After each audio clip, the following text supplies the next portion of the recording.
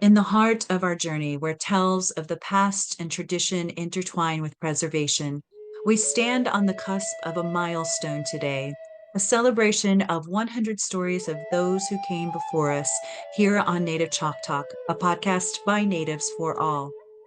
Welcome, dear listeners, to a momentous occasion, a testament to the power of storytelling, to the resilience of culture, and to the unwavering spirit of our Native American people. Today, we embark on a journey of reflection and gratitude as we celebrate our history. From the humble beginnings of the first episode to the vibrant mosaics of voices that will now grace our airwaves forever, we have transversed landscapes of history, heritage, and hope. Together, we have kindled flames of understanding, nurturing the continuation of tradition to illuminate the path ahead for others. We celebrate a legacy that resonates with the heartbeat of our ancestors and the dreams of generations yet to come. As we celebrate the culmination of 100 episodes, let us also celebrate the dawn of countless stories waiting to be told. Welcome to the 100th episode of Native Chalk Talk, a celebration of the preservation and enduring power of storytelling. A journey behind the curtain of Native Chalk Talk, a glimpse into the heart and soul of this endeavor, and you'll be treated to 20 captivating clips spanning seasons 1 through 5, each one a testament to the diverse stories I've had the privilege to share with my guests. But that's not all. Today, I'll introduce you to my husband and our doggo, Taloa, as I reflect on the moments that have shaped Native ChocTalk into the vibrant community it is today. The stage is set, the stories await. Let's dive into the world of Native ChocTalk behind the scenes, and then we'll listen to some clips. Listeners, I'd like to introduce you to my husband, Nick, who's here to celebrate with me today. Nick, welcome to Native ChocTalk. Thank you, Rachel. I'm excited to be here. In a bit, we'll have a guest appearance from our dog Taloa. But first, why don't you tell folks about yourself? I was born in Colorado. Um, I'm Comanche. No, no, no. You're not Comanche. Listeners, so I am Choctaw, obviously. And so I assumed that my husband would love that. And he does. But he wishes sometimes that I were Comanche because he loves the Comanche. He's all about them, right, Nick? I am an honorary Comanche. I've been told. You've been told by the Comanche, right? That's right. More than one of them, Yeah. hmm including the descendants of Quanah Parker himself. So that's fine. I'll give that to you for now. But yeah, he's not Comanche. Okay, so what else? I went to school in southern Colorado, a small school called Adams State near the sand dunes. It's out there in the middle of nowhere, isn't it? It really is in the middle of nowhere. But it's beautiful. Yeah, it's pretty. The sand dunes are there, mountains on both sides, but it can be very, very cold. Oh my gosh, I bet. Yeah, we were there like 2 Christmases ago or something like that, and you got to show me around, and it's kind of fun seeing your old stomping grounds. It is. It's a fun place to be for sure. So I got my degree in marketing there, and since then I've just been plugging away, moving around the country and doing a number of different things. That's right. You just drag me around everywhere, but it is an adventure. Tell us about your son. Landon, he just graduated from the University of Arkansas, so very proud of him. I guess he's a Comanche as well, Of course. and I really like him. He's a fun kid. We decided to keep him, right? Yes, yes. Okay. 22 years old. We're stuck in there now. So We're stuck with him. that, Yay, Landon. We are very happy to be your parents. that's right. I work for an auto manufacturer. I guess you wanted me to talk about that a little. Yeah. Yeah. Tell us about that. And because of that, that's why we've moved around the country quite a bit. Yeah. I like your job too, actually. The things that you actually do to help dealerships improve their customer service experiences and all that, I think is fascinating. It's actually a very, very good company. Well, thanks for sharing. Obviously, both you and I travel for work, you usually by car and me by plane. So since we're the parents of a dog, we have to work out our schedules and babysitters. around her and our schedules. And man, she has it rough, doesn't she? I wish I had this dog's life. Me too. Let's just put it that way. She is the most spoiled, loved animal on the planet. She is extremely good, and she's only 4. She's only 4. In fact, we're going to be celebrating her birthday at the end of the month. And we do have a celebration every year at this time. So this is what empty nesting looks like. Both of our kids are out of the house. By the way, I'd like to share a shameless plug about the fabulous 100th episode t-shirts we're wearing today. Hope you can see them. Can you see them? This is our 100th episode. I'm so excited about this. And if you'd like to share in the fun, feel free to go to cafepress.com/Native ChocTalk and click on the celebration Yunish, the buffalo with party hat on. You'll find t-shirts and accessories there, and a portion of proceeds will go to Native causes. So my shirt's pretty soft. Is yours soft? It is pretty soft. It's a nice shirt. Nice.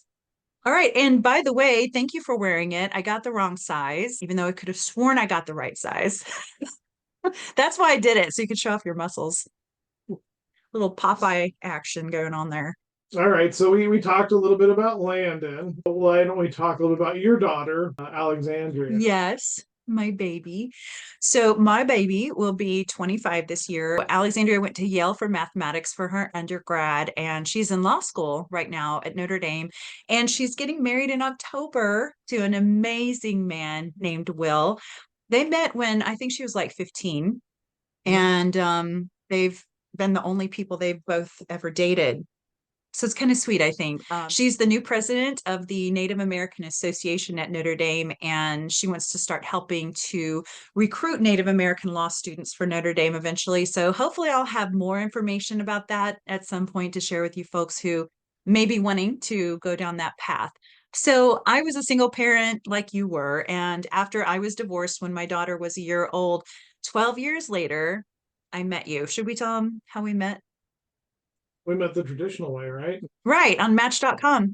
Exactly. Yes, we are a Match.com success story. And the reason we like to say that is I used to be a dating and relationships writer for a newspaper, and I always felt bad for all of us single people who went years without being asked on a date because we were just never around single people or never went out, like in my case. So if online dating works for you, go for it. Just be safe. Don't tell people where you live until you've known them for a long while, and always meet in a public place. I know this is funny to talk about on a Native American podcast, but I really do have a place in my heart for singles because I was single for so long and Nick was single for so long. So we wish you all whatever it is you want, if that's a relationship or whatever, that you may find that. All right, so let's continue this discussion in a bit. Should we play our first clip from the show? Sure. That sounds like a plan. All right. I've always taken pride in the fact that our Choctaw chief, Gary Batten, graciously sat down with me during season 1, episode 3, when I was just embarking on this journey. Do you remember how excited and nervous I was when Chief agreed to meet with me? Do you remember you first meeting him and how excited you were to finally getting the opportunity to like really get into this and that someone was willing to talk to you? Right? It was great. Yeah, it was more than I could have expected, and you know that I was nervous in the beginning that I wouldn't be able to find anyone that would want to be on the show. And here it is, our chief was willing to do this in the first season with me. So, all right, with this clip, if you notice issues with the sound, it's because, well, it was my very first attempt at an in-person recording, and I'll admit I was a bundle of nerves in front of our chief. Regrettably, I managed to botch up the equipment setup entirely. Nonetheless, as they say, the show must go on. Chief Batten shares his personal journey and imparts invaluable wisdom on unity and forging ahead. I grew up on my grandmother's original allotment of land, and along with all of the other family, I always jokingly say that whenever the school bus stopped, and it was true, we had about 20 of us that got on the bus at one time. And so I grew up in that era, went to school at Clayton, had some tough times. We ended up, my father's from West Virginia. My mother is the full-blood Choctaw, so I'm half. They met at Fort Sill here in Oklahoma. and eventually got married. Of course, there was four of us. I was the youngest. And anyway, I had my mom and dad ended up divorcing when I was about 13. After that, my dad and I and my oldest two, Brenda and Freddie, had moved back on their own. And so it left me and Joe and my dad. We moved back to Clayton, where my grandmother's original allotment of land was. Even though he was not the tribal member, he respected my grandfather and them so much. Yeah. And but anyway, he had a car wreck that paralyzed him from the chest down. Wow. And then about a year later, I had a brother that committed suicide, Joe, which he and I was living together. And so I don't tell that to tell that it's a sad story. I just tell you that that's a part of my history. That's a part of what's made me who I am today. My wife and I started dating whenever I was 15. She was 16, and we've been married 34 years. Oh, congrats. That's awesome. And so I just tell that then I started with the Choctaw Nation we got married when I was 20, and I was going to Southeastern Oklahoma State University, started on a summer youth program, and started in purchasing, typing out purchase orders. And back then, truly, you would type those out, not on a word processor. It's truly type those out. Yes, they have. And so I was there until I graduated. Then I went to become the deputy director of housing, and I was there for 7 years. We built about 2,000 homes. Went to the health system, was there for about 7 years, and built a new hospital in Tallahassee. Built 4 different clinics, built a Chihololi women's treatment facility, a new recovery center, and then I became assistant chief in 2007, and then built 5 different casinos at that time, which Chief Pod asked me to develop an economic development plan for them, and so that's what we did, and then I became chief in 2014. And I know that's a synopsis, but that's kind of how I've gotten to where I am today. That's great. And coming from the scenario you talked about with so much happening in your life early on, and yet I've always known you to be such a positive person. When I see you talking to tribal members, there's always such a sense of peace and encouragement. And of course, our ancestors went through so much, things we can't even imagine, but we ourselves still face our own trials, of course, and everyone has a story to tell and challenges that they face. Exactly. Well, we all have the Choctaw blood that runs through our veins that I always say that encourage me, because there is tough times. We all endure tough times, but it's that Choctaw spirit that of looking for a better tomorrow and a better day that helps me. I mean, when you get up and your eyes open, that's a positive sign. It's a new day. And so I think it's important that we keep that aspect. And I also believe that there's in this country, in this day and age, and I don't mean to start preaching too much, but I've always believed you look at things to unite people. We can talk religion, we can talk politics, that will divide us. And just because we disagree doesn't mean that we need to be separated. We need to agree upon the things that we can agree upon, and let's move forward. Let's progress our people. Let's progress our nation, to the betterment of everyone. And anyway, that's because I saw it as a kid whenever I went through those tough times, whenever, I don't mean it bad, it's just my mom and dad splitting. They had a difference, and rather than uniting, it separated us, and then it caused a lot of problems. And so for me, unity is a very important thing. Wow, yeah, that seems like a long time ago. I remember when I first met Chief Batten, we were speaking at the Labor Day Festival, and he said something like, "Now I get to meet the man who puts up with this busy lady."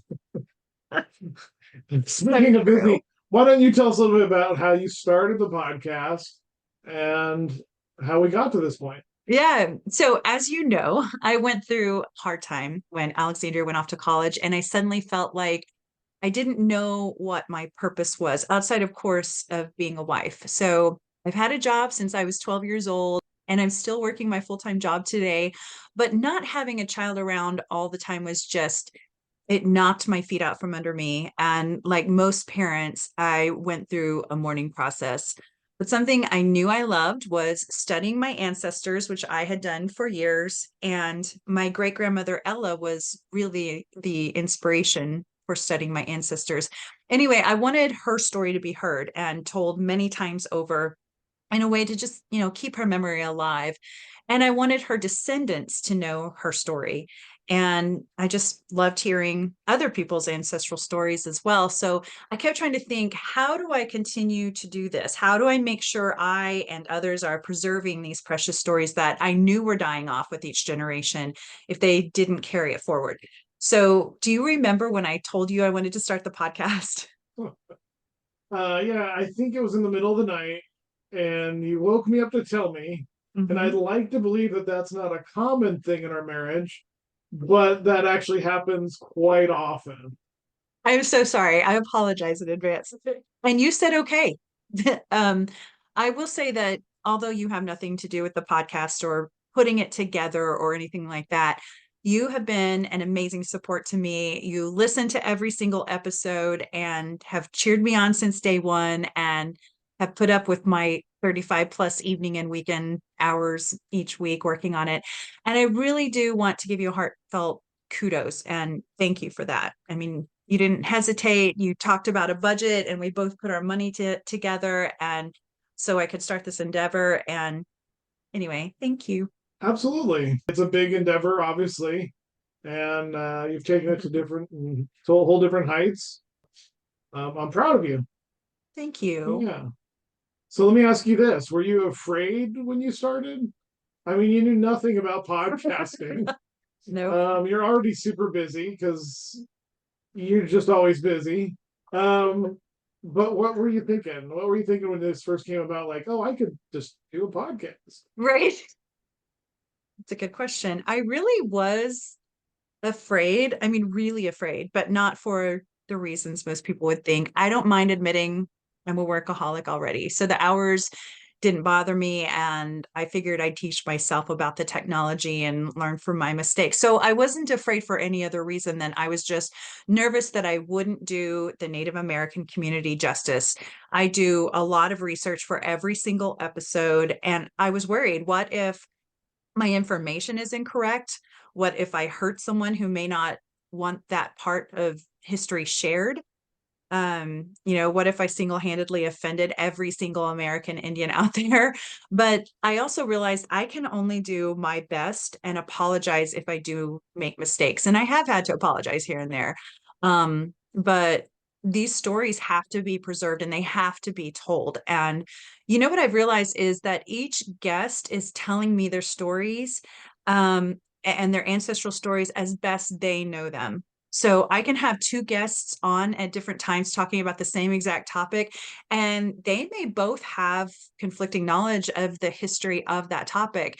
And that's what you get with especially Native American history. It's been passed down orally. So as you can imagine, like a game of telephone, different families may tell it differently. And of course, history books and online articles and records that were kept by human beings at the time of particular events in history, they can all conflict. So I can't always police all of it. I have to be careful, but I'm not here to silence a guest who was told what they were told by their elders and grandparents and whatnot. But do you know what else I was worried about?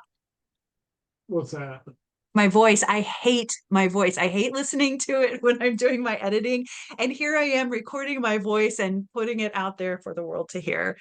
Uh, But you have great inflection, and your voice is actually really nice. I mean, I really have a voice for newspaper. That's how much I like my voice. But I think everybody feels that way. So so true. And the funny thing is you present all the time in your job. So I um, do, but most of the time it's half asleep and people don't even pay attention. So that's it's fun. not true. That's so not true. Yeah. Uh, but that's kind of the universal thing, isn't it, though? We all hate our voices. And it's getting comfortable with it and getting comfortable talking. And that's True. really the key. Once you get that down and you can speak clearly, I think you do a great job. And I think people really Thank enjoy the way you speak. you. Well, Oh, when we start looking at this, speaking of your voice, let's listen to this next clip. okay, perfect. All right, so having served along Chippewa Leroy Malater on the board of the American Indian Center in Indiana, I had the privilege of experiencing his captivating storytelling firsthand. In this clip from season 1, episode 8, Leroy delves into the rich history of the Chippewa people, offering insights into the culture, language, and mesmerizing dances.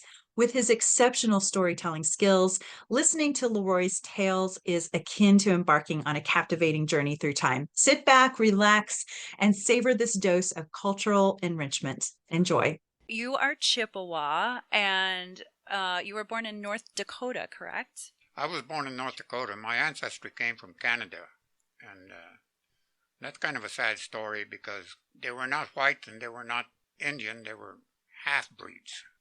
That's a derogatory term, and well, there was an old chief. He was a Chippewa chief, and he felt sorry for us. He said, "These people have no people. They have no culture. I'm going to adopt them." So we were adopted by this Chippewa chief and put into his tribe. We liked that. We enjoyed being Chippewa. We really didn't know the culture, but we learned as we went along. And then we were put on the. Well, we weren't put on that reservation. We went. My ancestry just settled there at that reservation where Father Belcourt started that and teaching people, and that's where our reservation got started. So let's talk more about your tribe, the Chippewa, and their history. A lot of the people came from the West Coast, I believe, and moving west, following the game and stuff. In the summertime, they'd move up into Canada, following the game, and they married with the Indian women there. And like I said, that was Cree country, so we were probably part Cree. Yeah. And so that's how we got started. The French people married the Indian women. So your family has this long history on the Turtle Mountain Reservation, and on your mother's side, I think you mentioned one time that they were the first people on the reservation, right? What was their last name? St. Arnold. My grandfather's name was John Baptist St. Arnold. They had some cattle. My grandfather had a store in what they call St. Joseph, Canada. Okay. The St. Joseph is gone now, but one time a Sitting Bull came in. They were starving. His men and him and his men were starving. As the story goes, he grabbed a little boy, put a knife to his throat, and told his men to take what they needed, you know. Yeah. And there was an older man. He was a Machiff, a Métis. He went up to Sitting Bull, and he told him, he said, "Put that knife away." He said, "We'll give you some food to get you by, but you leave that little boy alone." Yeah. And that story spread around because I wish I remembered the man's name. Wow. But he must have been a very, very brave Yeah. man to walk up to Sitting Bull with a knife, you know. Stand up to Sitting Bull. Wow. But that was in my grandfather's store. They had some cattle, and Father Belcourt wanted those cattle on the reservation. And that was pretty much the same with the Malader family. They had cattle too. But I don't know if my grandfather was born in the United States or in Canada. My mother was born in Canada. My grandmother, she was married in 1873. That was up in Canada. Well, she was just a very little girl, and she saw people dancing on the streets in this town, wherever she was, and they were yelling, "Lincoln not promoted, Lincoln is dead." And they were very happy about it. I really never did figure out why they would have been so happy about it, but that's the way the story goes. Hey, tell me about your dad. My dad was born, well, it was not on the reservation, but he was born in a neighboring town close to the reservation. My grandfather named him Riel because my grandfather kind of admired Louis Riel. So my dad's name became Riel Malater. Louis Riel, some people liked him, some people didn't, but he had quite a history up there in Canada. Mm-hmm. He wanted to fight. Well, what he wanted to do was make the Métis or the Machiff a country. He didn't want to be part of Canada or part of the States. He wanted to establish his own country. He put up a pretty good fight. Yeah. A lot of the Chippewa people, like on our reservation in surrounding areas, they did not want to help him. He had to go to, I think he went to Montana, maybe he went to Minnesota, but he recruited enough of them to put up a real good fight, but he lost. Wow. All right, so your mother, what was her first name? Margaret. My dad always called her Margrethe, kind of a French accent. She hated that, but her name was Margaret Mary St. Arnold. Oh, that's a beautiful name. And what was she like? Well, she was very, very into the Catholic religion. And she was very anti-Indian, very anti-the Métis language. She thought that was just a low language that I guess that she figured the people that talked it couldn't talk anything else, but Wow. that's not really true. It was a beautiful language. A lot of people have come to the reservation to study that language. Well, I'm kind of proud of it now. I was told it was not a good language at all, but now I appreciate it. Isn't that crazy? Because when I was researching more about the Chippewa, that was one of the things that I thought was beautiful about the Chippewa is their language, which is just this culmination, like you said, of all these different, Celtic and German and French and Cree. So how do you feel like the language itself has survived? I think it's going to survive because for a long time, they wouldn't teach it. They didn't want us to be Indian. They didn't want us to speak any Indian language. It's okay to speak French, but we couldn't speak any English language. Now they're teaching it on the reservation. And I've always known you to also have the talent of telling fabulous stories. So why don't you tell us the one about the Chippewa and the bridge? Okay. Well, this started quite by accident because there was a fellow on the reservation. He was a Michif, like us, half Indian and half French. But for some reason, he developed a Norwegian accent. And that was okay. Nobody said much about it, but everybody changed his name. It was Julius Patra. We pronounced it Patra. Patra is the way it pronounced it. But they changed his name to Norwegian. Not the Norwegian, just Norwegian. And one year, he moved out to between Mandan and Bismarck. There's a lot of Norwegian people living in that area, and that's where the Missouri River runs, right through there. So he moved there, and he was getting along okay, him and his wife, his family. And in the summertime, sometimes the river goes down a little bit, and you can see the people on the opposite bank.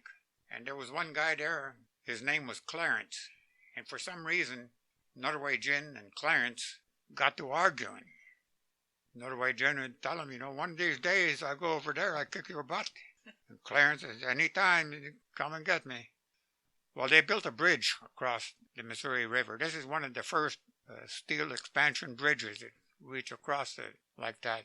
And everything was going fine, but when they finished the bridge, Norwegian, he was pretty happy. Come in and he told his wife, today I go across that bridge, across the river, and I kick Clarence's butt. Oh, Jules. She called him Julia, Jules. She said, you be careful. I'll be careful. So he went. It wasn't very long after that he came back, and he was just visibly shook. He was trembling, and it was a mess. And she, but come on, Julius, did you kick Clarence's butt? No, he said, I go to the bridge, and there's a big sign up there, like caution, Clarence, 7'2". I don't go no further. Bravo. And I guess in about a year's time, he came back to the reservation. He maintained the name Norwegian, but he was a character. He had been in World War II, and he had stories to tell. And I love it. he just had that Norwegian accent, and that's how he got the name Norwegian. That is awesome. I absolutely loved listening to Leroy. Wasn't it a great episode? It was. I really enjoyed that episode myself. And speaking of this, I've got a party favor next to me. Yes, as you can see, we have a guest appearance here. Listeners, this is Taloa. Taloa, welcome to Native ChocTalk. By the way, her name is Nashoba Taloa, which means singing wolf. And as you can see, she is very much like a vicious singing wolf. This is definitely the one who makes our days very bright. Yes. So sometimes if you listen hard enough, you'll hear her like squeaking a toy or making noises trying to get me to play with her. Well, I wrote down some fun fact questions to talk about, and Talo is going to help me pull them from a bowl to ask you. Okay.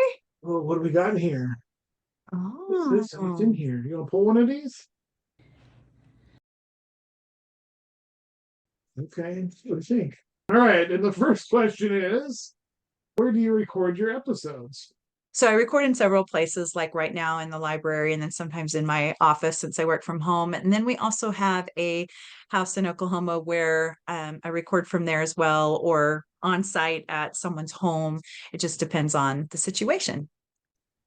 Next question. Okay. All right. All right. So people may be wondering who the people are in those photos behind you. Well, these people. So, all right. So this is my great grandfather, Tom Davis, named after his mother, who was named Tomahoya. And then this was his wife, Rosa, both of them full blood Choctaw. So this is my great grandmother, Rosa. So you can't see it very well, but further down here is Rosa's three children. The one, Ella, with her husband Tom at the time. That's my great grandmother that I grew up around and died when I was in my late 20s. Tom actually was sent to be hanged, but he was pardoned by President Grover Cleveland. Rosa had other husbands, and those are her other two children by them. Also, I have to mention my Papa Schaff, W.C. Schaffner. So Rosa would have been his grandmother, and he was a fighter pilot in the Korean War and in World War II. So very proud of these people. This is a great uncle. Anyway, it goes, I don't know if you can see, it goes all the way to the top here with a bunch of my Choctaw ancestors. So I call it my family wall, my ancestral wall, Choctaw wall, whatever you want to call it. Good question. Well, on that note, thank you for the questions, Nick and Taloa. It's time to close for today, but listeners, stay tuned for part 2. And thanks again for joining us today. Say goodbye, Taloa. Say goodbye to lick your peanut butter spoon. Thanks, Nick, for joining me. I love you. Love you too. Thanks for listening to Native ChocTalk. Be sure to join our community on YouTube, Facebook, Instagram, and Twitter, and check us out at nativechoctalk.com. Stay tuned for the next episode. You're going to love it. Yakoki. Thank you, my friends.